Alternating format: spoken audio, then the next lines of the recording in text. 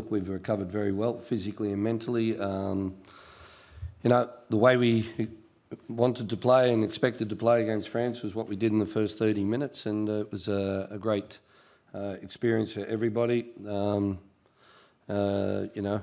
play against a great quality opposition as them, and what we take away from that is learning lessons. And tomorrow, we're just solely focused on tomorrow's game and getting everything right. Thank you. Aziz? Yeah, look, as the coach said, we've recovered well. We've got great facilities over there at Aspire, and look, us as a group, we're still upbeat. We've put that game behind us. Look, it was a great experience. Obviously, we had some of us that were there in 2018, we had another chance to play against the reigning champions, and obviously the first 30 minutes I thought we did really well, but obviously at this level, just little 1%ers can cost you games, and look, it was a lesson learned. We analysed the game and what we can improve for the upcoming one against Tunisia, and look, we're ready to go and really excited. Thank you. I'll go to the floor, starting from the gentleman at the back. Which I think we need to. Yeah. Bilal Nassour, SBS Radio. Aziz, how the win today of Iran going to inspire your guys in the game tomorrow against Tunisia? Oh, look, at this level, anything's possible. We've seen that in multiple matches. But look, we're just focused on ourselves. We've analysed our opponent. We reviewed our game against France, and like I said, we've seen what we needed to improve on in the few days that we had. And look, we're ready to go, and we're fully focused on ourselves. We know what type of game is waiting for us against Tunisia. It's going to be a tough game, but we're up for the challenge. We've got a great group of players, and look, like I said, just really excited and ready to go. Joey Lynch for ESPN asking a question in English to Graham Arnold. Get the redundancies out of the way. Arnie, we've seen the news break that Nathaniel Atkinson isn't going to be available for selection against Tunisia. Yeah. Is he going to be available for selection against the Danes? And who comes in at right back for him? Yeah, look, it's one step at a time for Nathaniel. That's why he came off the other night. He got a bit of a knock on the ankle again, and look, I can be honestly open. It's Fran Karasic will come in, and we got him ready for the game tonight at training. Mark Schwartz, Opta Sport. Arnie, can you give us an update on Aiden Rustic, if he is fit and ready to start? We know he was fit to be on the bench last time round, and how massive a player could he be for the Socceroos? Yeah, look, he's getting there. He trained well tonight. He's recovered well. He's mentally and physically in good shape. Tomorrow, as Aziz said, tomorrow will be a very, very physical game. The Tunisians like a physical game. We've got to match that, the physical aspect of it. So, but he's in good shape. Arafat Hamrouni, Foot 24 Tunisia. Coach, more than 30,000 Tunisians will be at the stadium tomorrow. So how far can this affect the match of tomorrow? Yeah, look, it's going to be a fantastic experience, and it's going to be great for us to play in front of such a exciting group of fans. So Tunisian fans. We saw the game against Denmark. They make a lot of noise, but that won't affect us at all. It's about going out there and getting our job done, and and looking to nullify what Tunisia have. Abdelrahman Lash, Tunisian national TV. The potential of Tunisian national team, according for you. For me? Sorry, I didn't hear that. Tunisian national TV is strong. Yeah. Is it a strong team?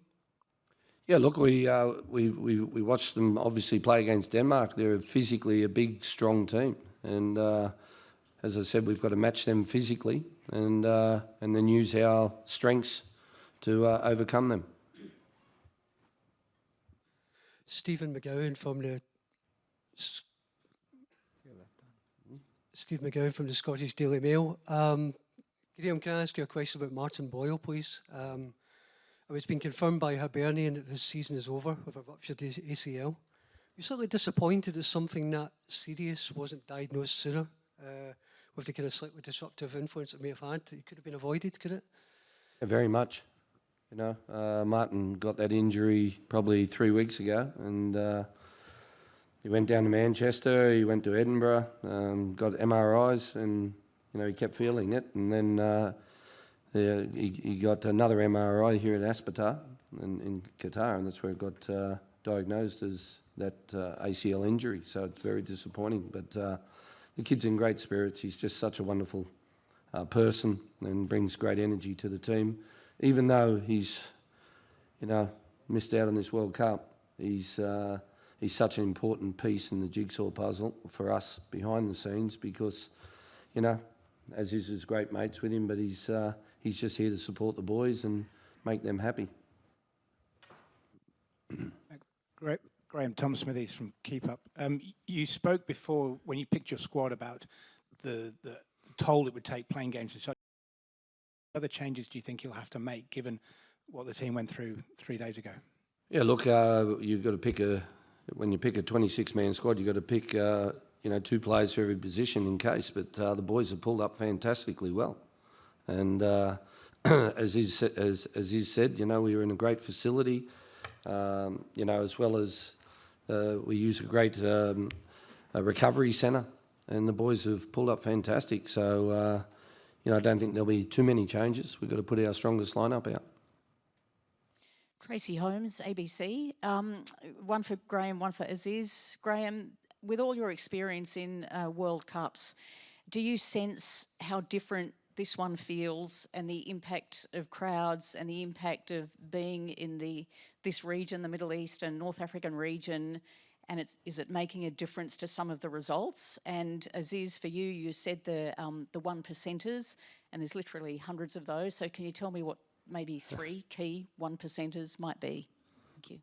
Me first or Aziz? Yeah, okay. No, look, I think the World Cup is growing on people, and there's more talk about football now, and the games are, you know, the stadiums are getting fuller and fuller, and you know, we just saw obviously Qatar against Senegal, and you know, as I said, it's really growing in momentum, and you know, I think it's not so much, you know, with the shock results of it's the quality of the Asian nations. Asia is, you know, in Australia we don't respect Asia and what their qualities are. You know, we don't respect Japan and Saudi Arabia. When we played against them in the qualifiers, everyone thought they were a pushover. But the amount of money that you see that the Asian nations are putting into the development of the game and what the game needs compared to Australia is ridiculous.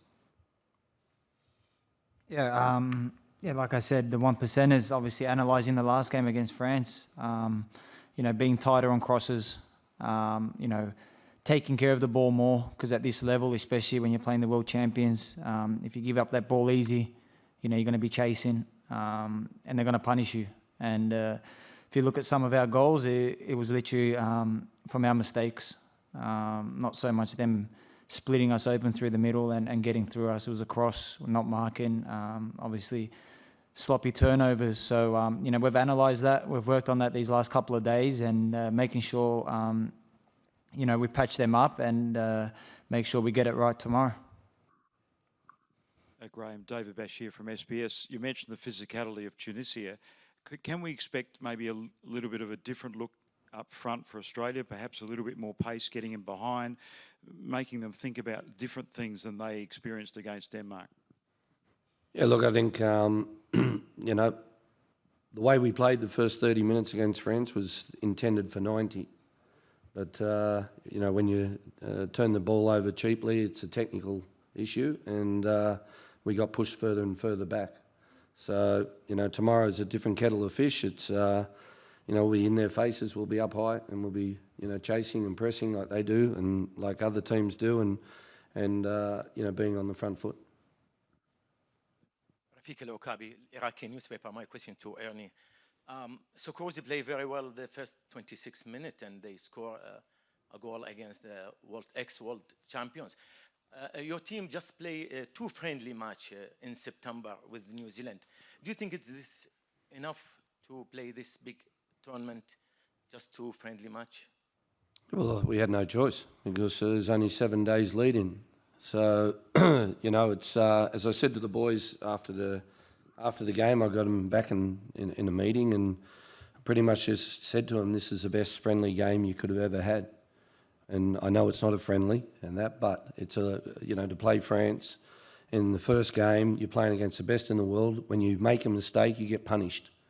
And we've got 2 games now to win those 2 games to get through to the last 16. So, you know, the expectations were probably low to beat France, but it was a great experience.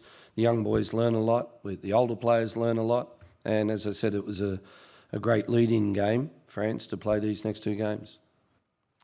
Graham, Sam McClure from 3AW Radio. I think your camp, as well as back home, have talked about the Tunisian game being our grand final. Whatever happens to you after this tournament, what will your legacy, or what do you hope that your legacy on the Socceroos team is going to be moving forward? Because you've talked about development, you've talked about pathways. What do you want it to look like? And I just, we've won 2 games out of 17 at a World Cup. And I just want to put smiles on Australian faces. You know, to see the reaction of the Australian fans after Craig Goodwin scored. And that's a special moment that people will remember for a long, long time. My goal is to win a game or 2 and 3 or 4 and go forward and put smiles on Australian football fans' faces and the public. And I believe the ratings were over 1 million people, for the first game, and which is incredible. And as I said, it's not about me, mate. It's about the players and helping them, but also, making and helping the game grow in Australia. And as I said, if we when we win a game, I'd love to see the footage of all the smiling faces. That's the main thing. Graham, David Mark from the ABC in Australia. As Bash said, you just were talking about the fact that Tunisia are a big, physical, strong side, but you were also lamenting after the France game that France were a big, strong, physical side. So what changes for you if you're coming up against the same problems? Yeah, look, it's again, as he said, it's those small details. When those crosses coming in the box, don't have your back to the attacker. Be side on, be ready to attack it. Just little details that in a lot of ways I don't get time to do that because of it's only 7-day lead-in or those short lead-ins. But at the end of the day, it's lessons learned. And but on the physicality side of things, we've just got to muscle up and give it our best. Vince Regari from the Sydney Morning Herald. One for you, Arnie, and one for you, Aziz. Arnie, you got 3 guys with yellow cards going into this game. I think Dukey, Moy and Irvine. Is that going to affect your selection in any way, or is it just a case of get through this game and worry about that later? And Aziz, Arnie sort of touched on it. This game is 9 p.m. on a Saturday night back home. It's going to be one of those nights where Federation Square's packed. Everyone's watching it. I guess, how do you feel about that? Because the Socceroos don't play too many games in prime time in Australia, especially during World Cups. So my answer is yes, just yes. No, as Arnie said before, we all saw the footage as well of back home after Goody scored, and look, it was it gives you goosebumps that you do that to the nation back home. So look, like you said, it's a perfect time for everyone back home, our family, friends especially, that will be watching. Look, we're going to go out there all guns blazing, and we want to, when that final whistle goes, we want to see more footages of everyone, like you said, at Fed Square going crazy again. That's our main goal. So we're fully focused. We know what's ahead of us tomorrow. Like the coach said, it's going to be a fight. We've got to match that fight and then play our football, and that football we played against France first 30, that's got to be 70, 80, 90 minutes. So, we're ready to go. And like I said before, the boys are really upbeat and really excited. Carlos Groman from Reuters. A question on the track record, the World Cup track record you mentioned before. It's now 7 games, if I'm not mistaken, without a win at the World Cup. Does that play any role in the heads of players going into that game, which is a sort of a must-win game tomorrow? No, we use it as motivation. You know, it's, as I said, it's when you look since back to 2006 and we've only ever won 2 games from 17, it's not a fantastic record overall. So it's about using it as motivation to get out there and be the next golden generation. Hi guys, Ben Lewis from SBS World News. Just touching on what our Tunisian colleague asked earlier. Tunisians are essentially treating this as a home World Cup. There'll probably be 10 times as many red shirts as yellow shirts in the stands. For Aziz, does that make a difference to you if you're sort of playing against this wall of sound and have sort of only a small amount of Australian support there in comparison? No, obviously you want to play in front of fans. You know, we've been fortunate enough with our national team, you know, we've been to places where I think a lot of teams would have struggled. You know, we went to Honduras in a full stadium. You know, we played against Peru in the playoffs where it was just Peru. We did that in the World Cup against Peru as well last campaign. And yeah, look, it's exciting. You know, for myself personally, I've been lucky enough at club football to play in hostile environments in Turkey, and look, I'm really excited. You know, we saw footages of their fans, and that's what you want. That's what football's all about. Me as a footballer, you never want an empty stadium. And look, our supporters the other night against France were great. The Aussies, you know, were loud. Could hear them, even though there was a lot of France supporters. You know, you could hear the Australians supporting us throughout the whole 90 minutes, despite the results. So, yeah, look, I'm excited to get out on that pitch and hear the hostile environment. It kind of puts fire in my belly a bit more, to be honest. I think the best thing for the players will be they can't hear me shout on the bench. They'll be happy. Hand off for that. It's because you're the closest in one half of it. Graham, Luke Doherty, Fox Sports News, just over here. So just for clarity on what Vince was asking, is that yes, it does factor in, or yes, you just roll with it with the boys on yellows? Yes, just roll with it.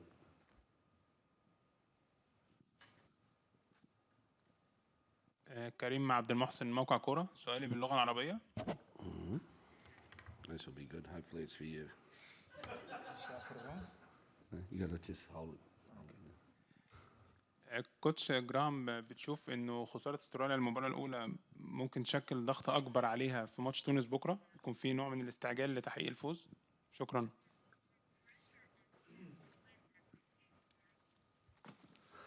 I don't think it makes any difference because at the end of the day, you know, the other 2 nations have to play France as well. So it's more about, you know, performance again and making sure that, you know, we're ready for this game.